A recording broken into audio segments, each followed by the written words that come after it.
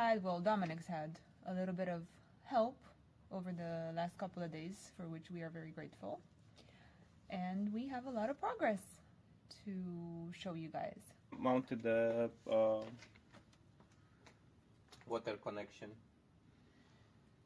With the water tank, we put the pump as well for the water. We mount the shower, water connection, so we have it all plugged.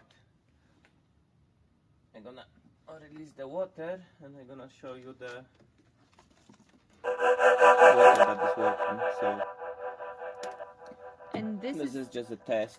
This is actually what the back of the van, well, underneath the bed, is going to look like, minus the mess, of course. But And you saw in our previous video that we managed to put some water. So you can see the water in the tank. And just have a look at that. Ah! cold and warm. The pump, it seems to be working fine as well. Whenever I close open,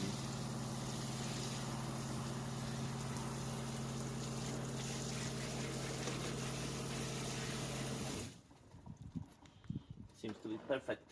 Super exciting. Super, super exciting. Yeah?